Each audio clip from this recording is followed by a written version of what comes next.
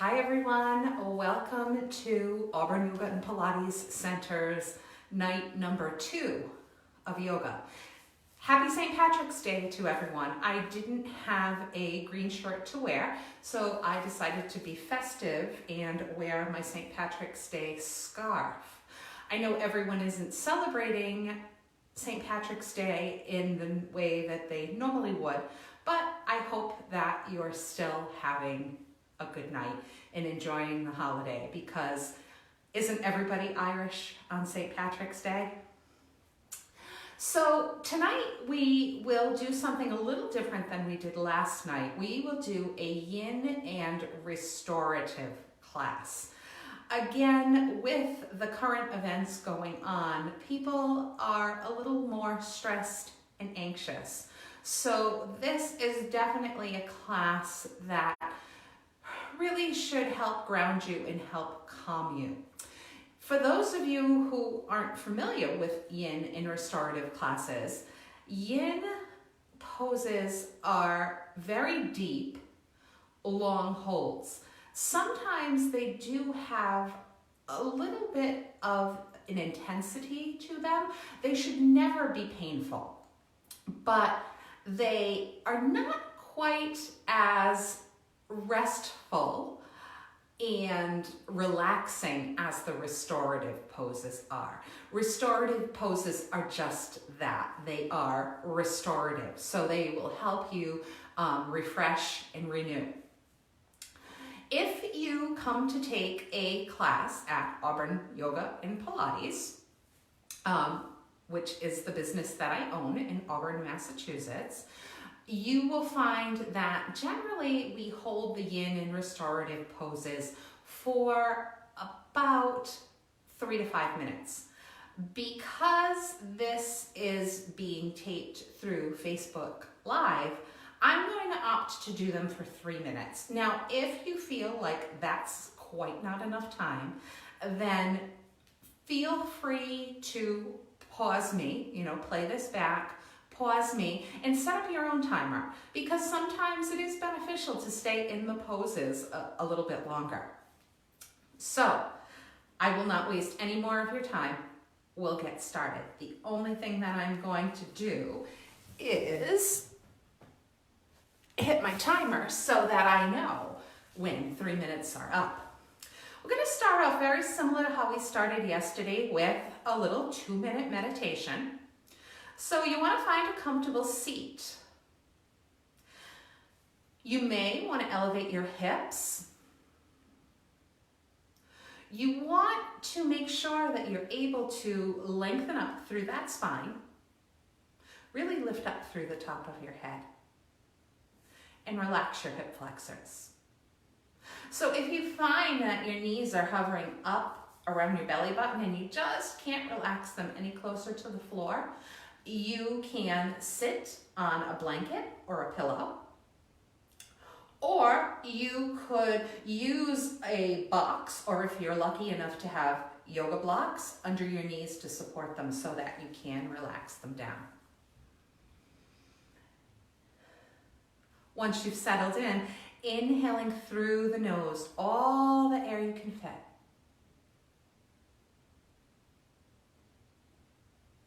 And then exhale slowly out your mouth.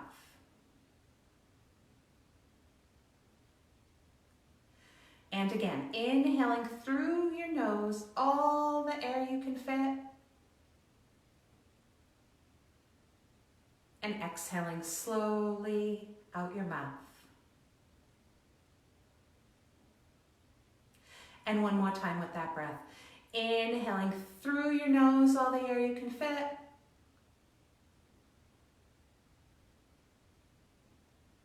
Exhaling slowly out your mouth. Now, if possible, try to replicate that breath just using your nose. So completely nostril breath, but the inhales and the exhales are just as deep.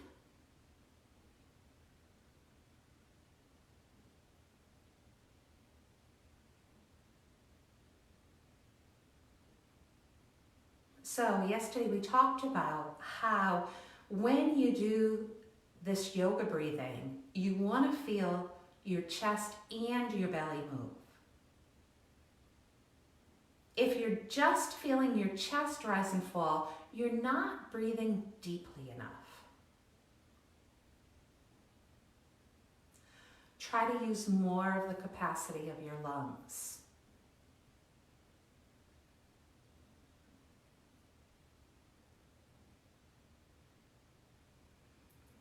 And today we're going to try to focus on something that we are grateful for. Sometimes in times like these, I know that I personally can get caught up in what you're not grateful for. But trying to really think about something that you are grateful for, whether it be a person, a place, a thing. I personally find I'm very thankful for nice parks in this time of social distancing, where we're still able to go out and enjoy the beauty of nature. But whatever that is for you, really trying to take it in.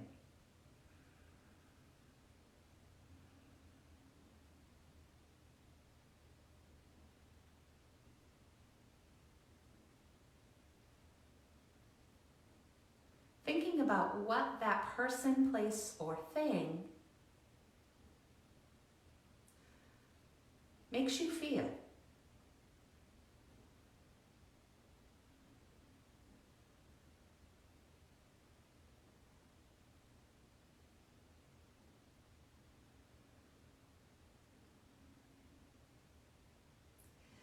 And then taking that person, place, or thing and imagining that you're putting it in a bubble of white light that you're going to sit right at your sternum.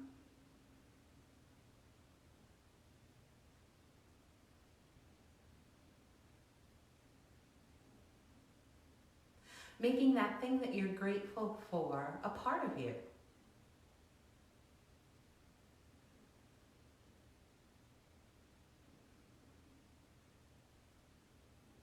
And really allowing those feelings of gratitude to radiate out of that little ball that you created.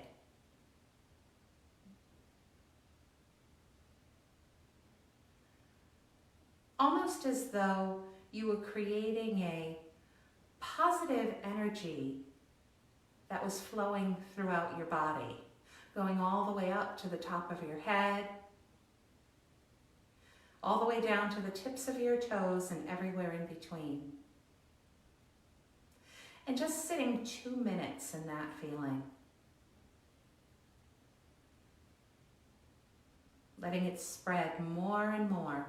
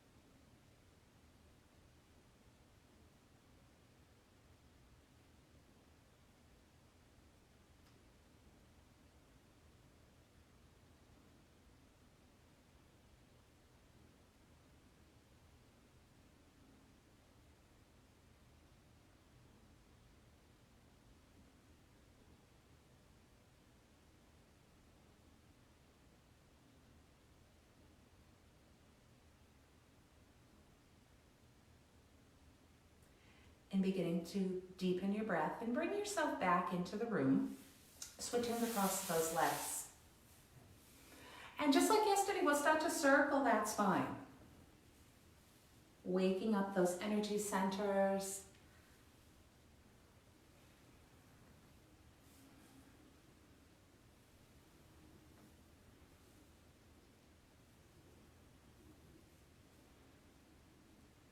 And when you feel ready, switching the direction of those circles.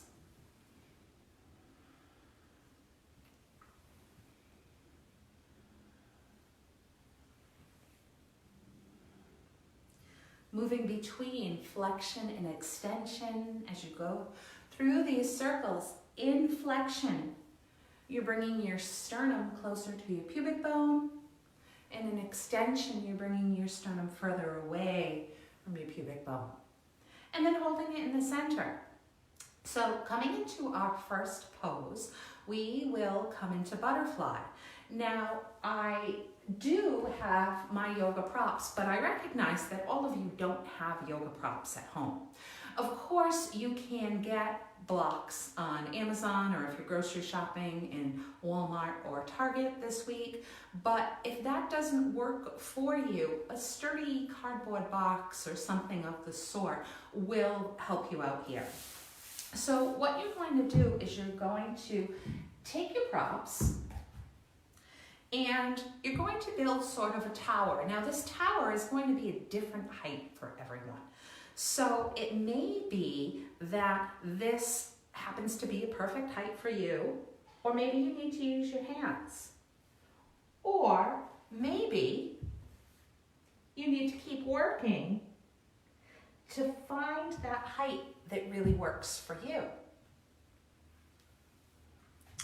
So finding a place where it's comfortable. Now, what you want to be aware of is the proximity of your feet to your hips and how that changes the pose. So some people are going to feel like it's more beneficial with their feet further away from their hips. Some people are going to feel that it's more beneficial with their feet closer to their hips. You want to find a stretch through your outer hip and thigh. You also want to find a stretch through your inside thigh, and then as you lean forward, you want to feel a stretch through your back body. None of these should be overwhelming. It should be manageable.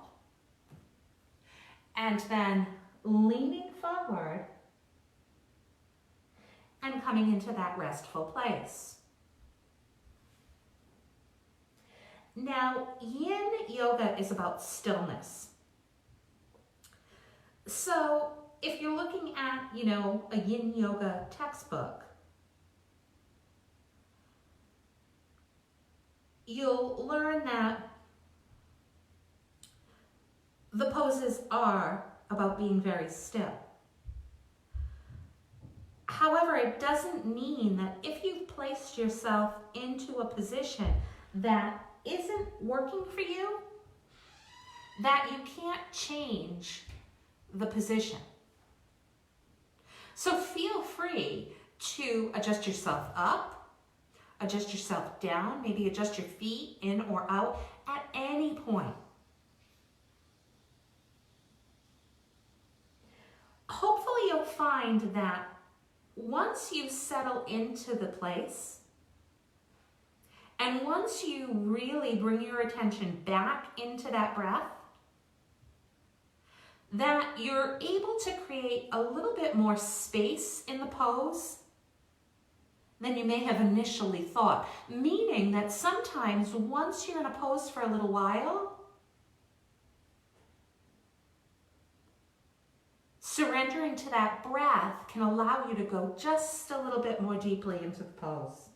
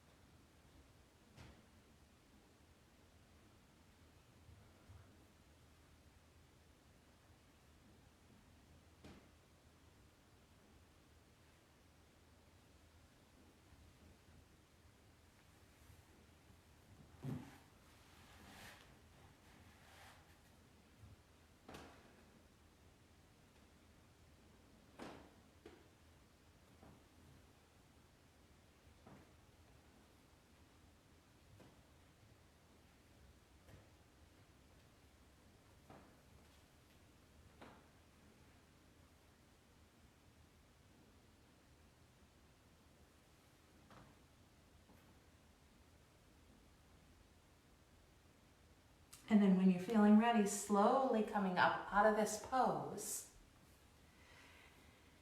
And you want to make sure that you do come out of these poses slowly. Okay, if you went deep, then you want to honor the process of coming up. Now that we did one for the back body, we're going to do one to open the front body a little, coming into Sphinx or some variation of it. So if you find that this pose bothers your pelvis at all, then you can most certainly put a blanket underneath you to soften it. You want to come into a place where your elbows are directly under your shoulders. You want your thighs parallel to each other, your toes pointing behind you. And then you want to root down through your knuckles, through your fingertips, and you want to think about pressing your sternum forward. Now for some people, this is going to be the absolute perfect place to stay in. In fact, maybe you want to modify, and rather than a full-out Sphinx, you pin your elbows back behind your shoulders with your hands by your side ribs, and you simply do a little baby lift. On the other hand, some of you may want something stronger if you have, fairly flexible spines. Now I have this bolster, and again, I recognize everyone does not have a bolster at home. You could use a firm pillow, you could use a folded blanket. You can come up and you can rest those forearms on that elevated surface if you'd like. Or another option is to bring the pose from Sphinx up to a cobra pose. Now, if you choose this option, you want to be sure that you do not feel like you're compressing your low back in any way. If it is painful, don't do it. And then, depending on your flexibility, some people may walk their hands in even more. If you feel like you're really starting to clench your glutes as a protective measure, that's an indication that that option is probably not for you. It'd probably be best to go into something that's a little more manageable.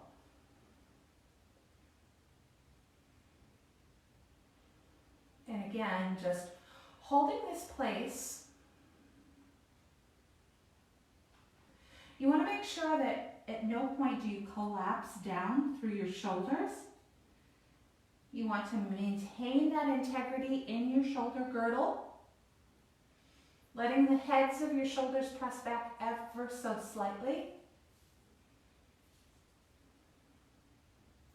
Giving that upper back the slightest of squeezes.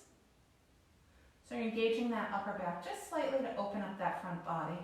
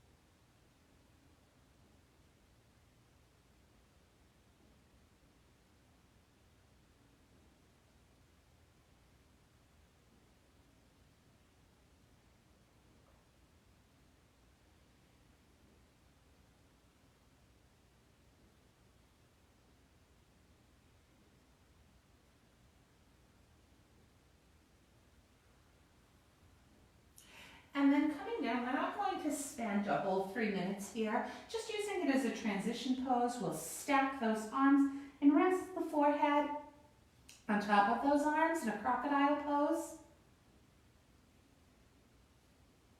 Your head should be a natural extension of your spine.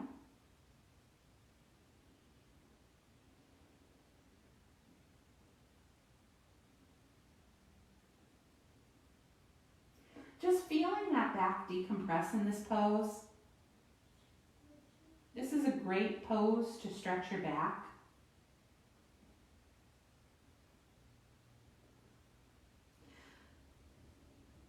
Laying on your belly like this, your spine really does not have any restrictions.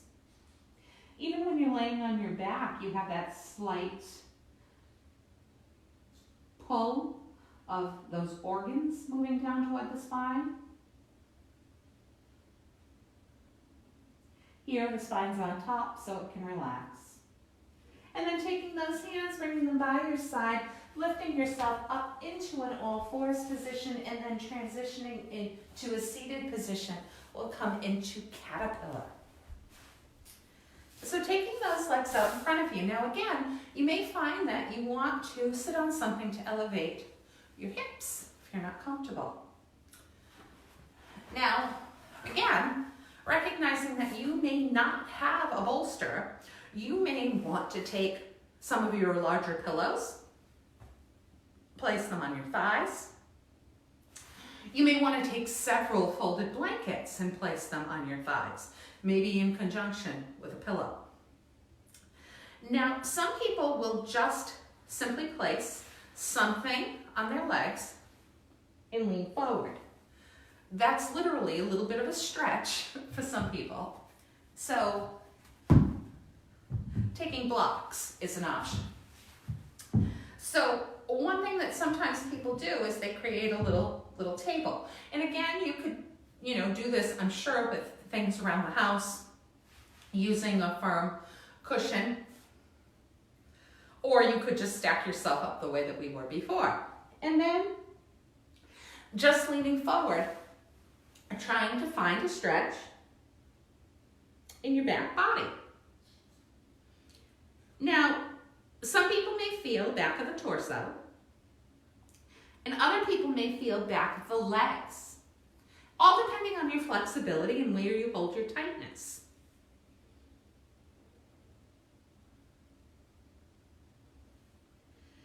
If you haven't noticed the pattern, the first pose that we did,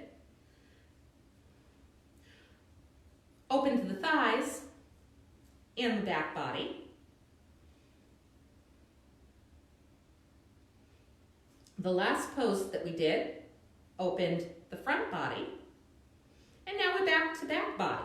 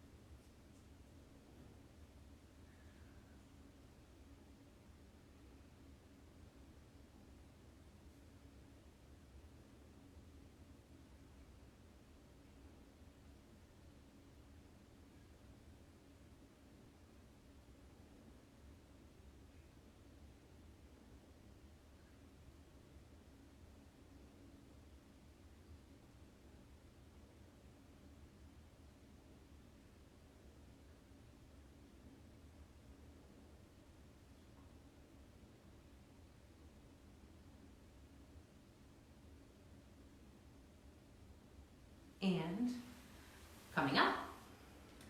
Now, this next one is harder to to do on an incline if you don't have an actual bolster, but you could definitely fold a couple of blankets to get it to be a comparable height to this bolster. Now, what some people like doing, because sometimes this might be a little much for some people, is placing a block underneath to make it in an incline. If you don't have a bolster, one option that you could try is if you folded blankets to get it to be about this height, and then you used another towel or blanket maybe underneath to give it a little bit of a ramp. You could definitely try that. So what you're going to do, whether you have your props at an incline or relatively flat, is take the back of your hips to the edge of the bolster.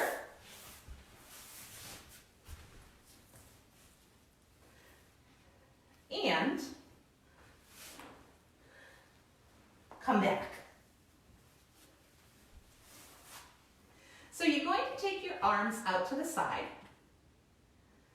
and unless there's a reason not to, you're going to turn your palms upward facing. And the reason that we're turning our palms upward facing is to get those shoulders into external rotation.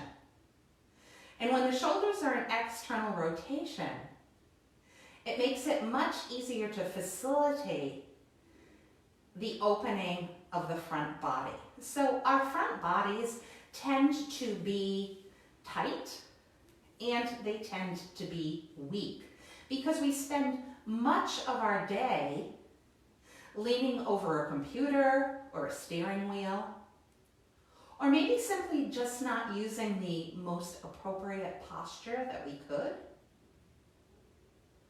So you see, if you start looking around, that many people almost seem to be stuck in that shoulder forward position. Of course, if it gets really pronounced, you see people who have kyphosis, who end up, looking sort of Quasimodo-like. This is a pose that does help to correct that. While you're here, and if you do have those shoulders in external rotation, you should be able to allow the heads of the shoulders to just sort of melt towards your mat. Now, if you backed up your hips to your prop, whether it be blankets or a bolster, which ideally you did, you're going to find that you've got a little bit of a back bend in that lumbar spine. If you're not used to that, that may be uncomfortable for you. So one strategy that you could do is you could just, rather than extend your legs, you could bend your legs and plant your feet.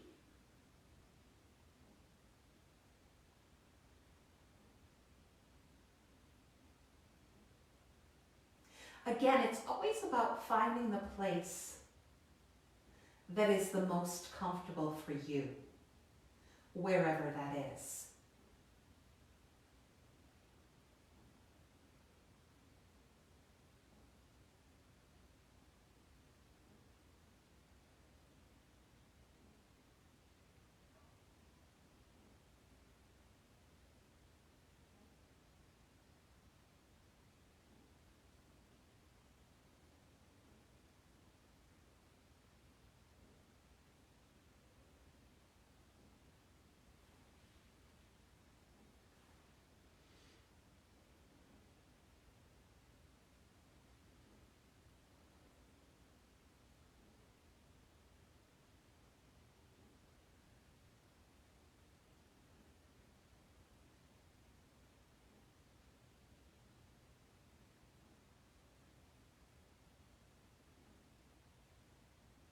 And then bending your legs and planting your feet if they're not already bent and planted.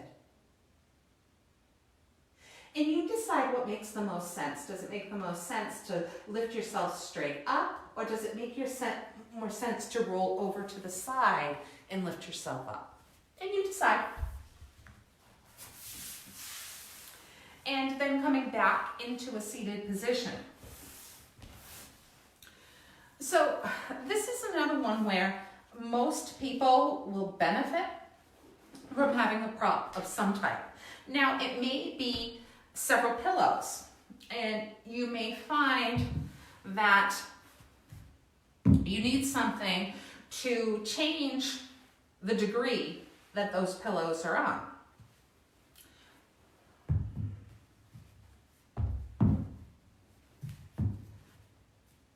So, some people will position themselves so that their spines are fairly vertical. If you have tight inner thighs, this is going to be the place where you want to go. And you're just going to try to give yourself a surface to support yourself on. Of course, people who are more flexible are going to be able to change this ramp. And again, this may be something that you can change as time goes on. You know, even within this 3-minute duration, or if you're watching it on playback and pausing for maybe a little bit longer interval, if it's a 5-minute interval like we discussed, you may be able to make little micro movements. If someone were watching you, they may not notice anything, but maybe you notice how it feels.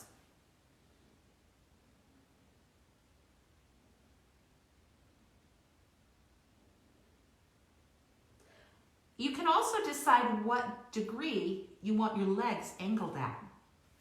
You want them at least hip distance apart, or I should say, you want them at least a little wider than hip distance apart. However, you may choose to go much wider. Again, it's about finding that level of comfort for you.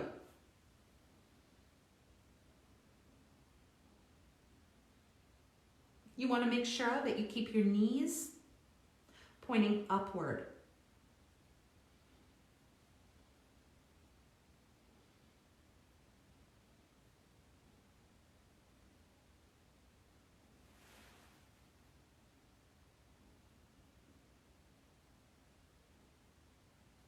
So again, depending on your anatomy, you know, how you're made,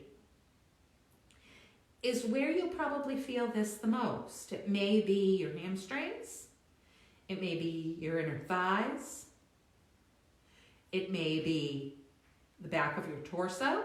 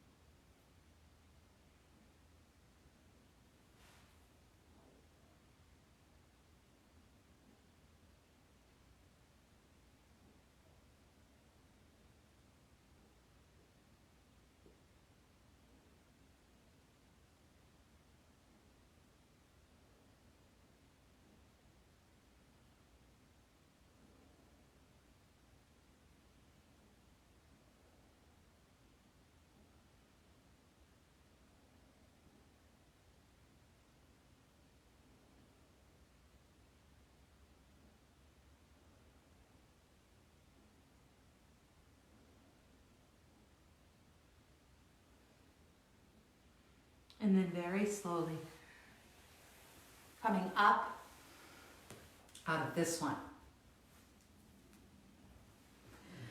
And then taking those blocks, or if you don't have a block, you can take a bath towel or a blanket and you could roll it.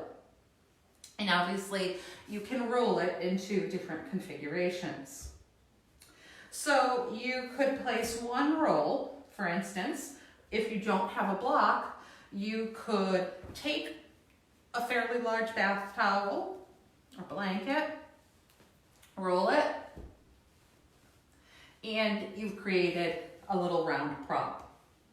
And then you could simply take another blanket or towel and fold it, maybe not so tight, maybe you'd need 2 of them to get something comparable to the height of that block. From there, what you're going to do is you're going to put your shoulder blades directly on this surface here in the block, coming into a supported back bend. So on this one, it's challenging the first time you do it to get your shoulder blades in the right spot. Sometimes it takes a little wiggling. So coming down and taking those shoulder blades right on the block, and then, of course, I've done this so often that I knew exactly how far the block should be. But if you're starting off, you're not going to. So the block is at a place where it doesn't feel pinchy at all. If it feels pinchy, then you're not in the right spot. You want to move yourself a little bit.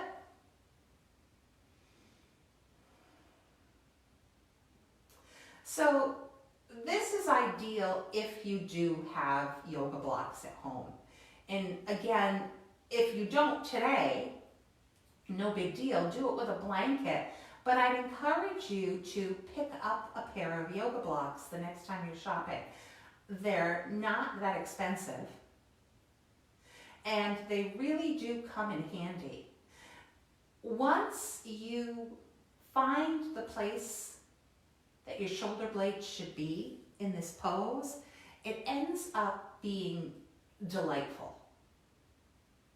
Oftentimes when I teach classes at the studio, if I walk into a class and, people have gotten there early and they're sort of settling in, waiting for class to start, it is not at all unusual to see that several people have decided that this is going to be a pose that they're going to find for themselves before the class starts.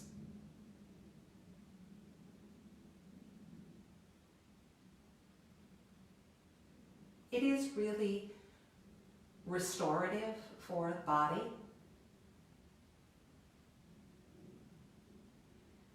We went over, a little earlier, the benefits of making sure that you keep that chest area stretched,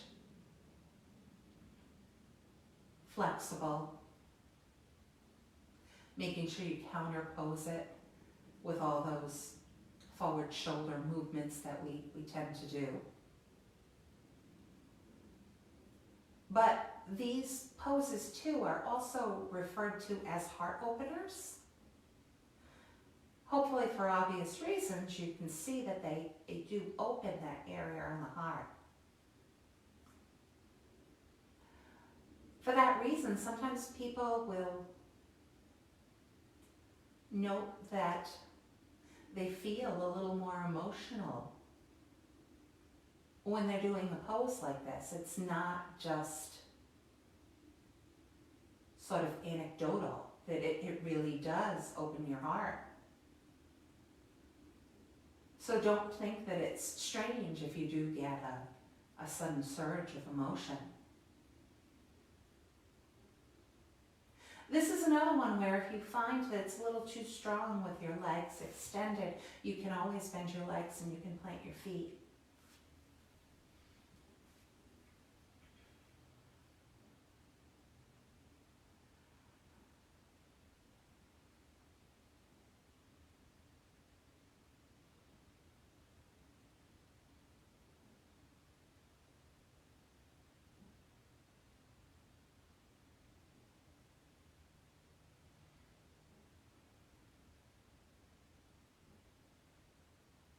this pose does become so comfortable that you may at some point feel like you can almost sleep in this position. Not really, but it almost becomes that comfortable. It definitely is, I'll say that, teaching yoga now for over 20 years, this is definitely a go-to pose for people when they feel like they need to, stretch, open up, relax. It sort of checks all those boxes.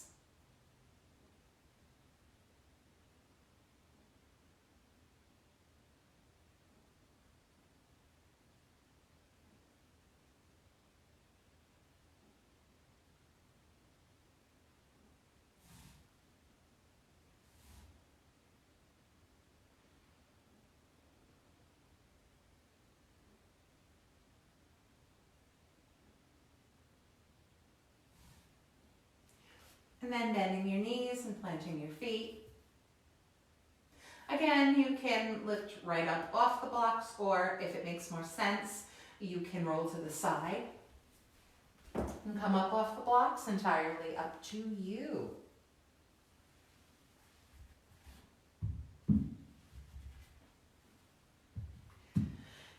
And then coming into our final pose for tonight. Now, you may not need or want a bolster. Again, feel free to just use, you might need a large pillow or two if you don't have a bolster. You want your knees approximately hip distance apart, maybe a little wider for this one. It may become more like a fallen leaf pose. And then basically just coming down and resting on that bolster. So of course, this is something that you can do. You can just do a traditional child's pose. No bolster. Sometimes people will put something a little higher. They'll put a blanket maybe on top of the bolster. But oftentimes people like using the prop because it gives them a little bit of support. And maybe it's hard to reach the floor and hard to really collapse into the floor, surrender into the floor. But when you lift that floor up with your bolster, your pillow, your blanket, whatever you're using, hopefully you find that, wow, it is really easy to relax into this pose.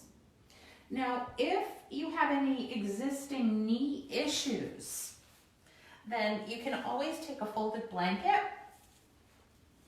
and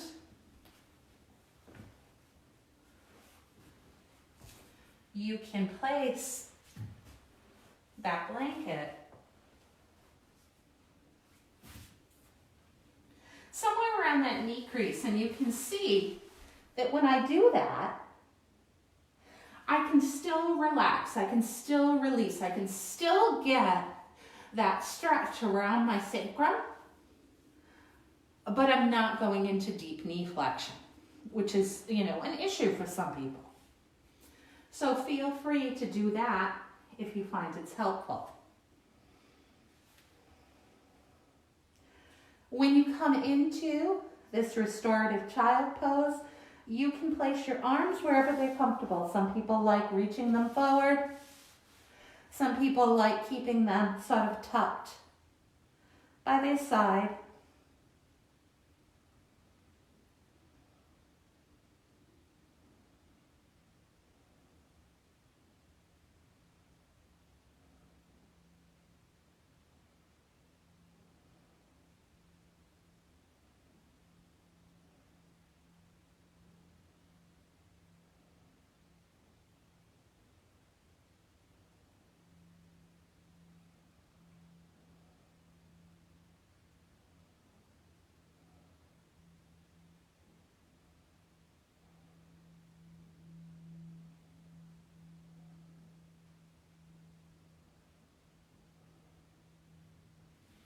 And then taking those arms, using them to lift yourself up and coming into a place for final relaxation. So sometimes people have the tendency where they, feel like they're going to skip final relaxation. I really encourage you not to do that. One of the big benefits of yoga is helping people to find that place where they can relax. So you may go perfectly supine. You may use some props, since you probably had them around, and just coming into a restful place.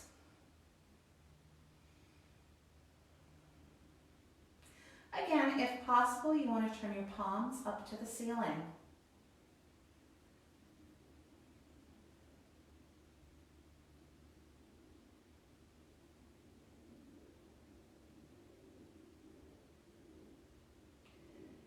Notice your breath. Don't make any judgments on it, just notice it.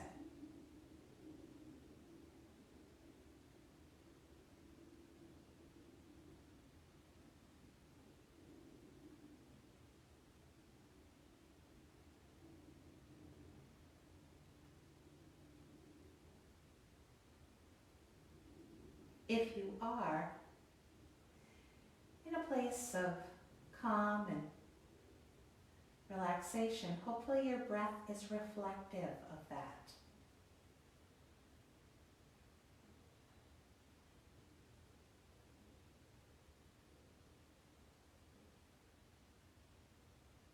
Our breathing patterns are so significant.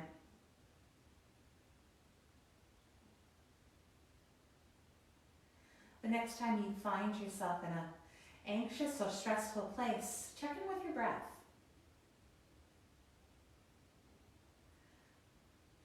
I'd be willing to bet that that breath does not align with the breath that you have right now.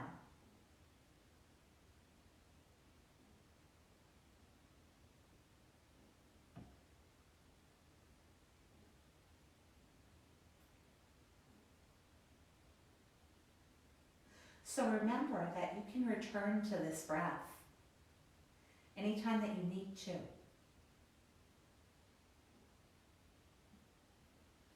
Try to use this breath as a tool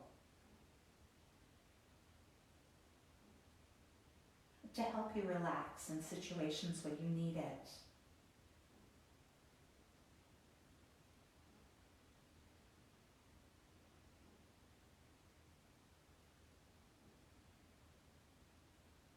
Now, using that breath to exhale out any remaining tension or tightness from your body.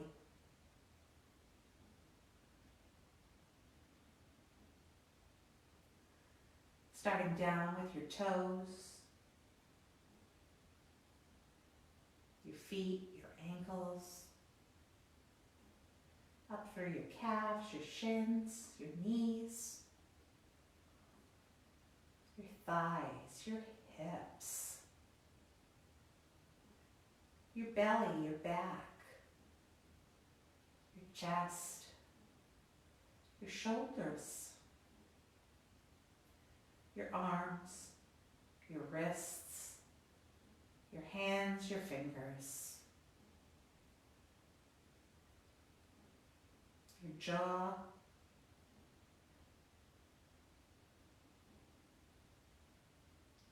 your eyes, your forehead.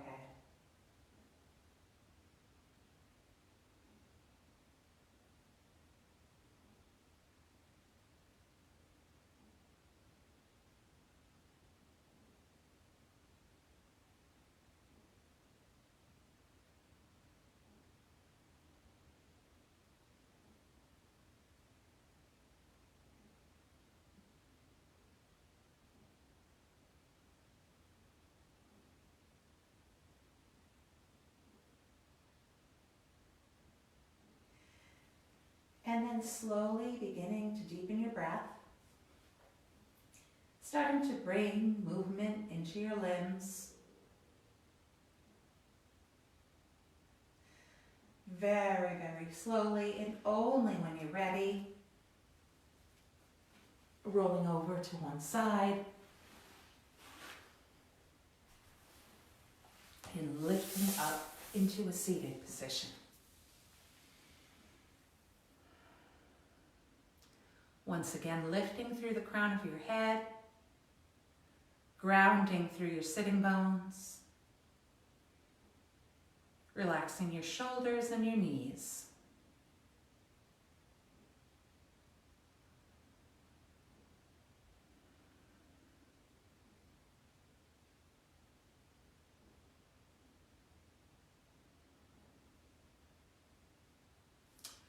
The light within me salutes the light within you. Namaste. So, I hope that all of you actually use these videos to add to your practice, rather than just watch them. Feel free to share them with anyone who needs them. And if people keep watching and saying that they are beneficial to them, I will keep making them under these circumstances. So everybody take care. Enjoy the few remaining hours of St. Patrick's Day, and hope to see you in person soon enough. Take care.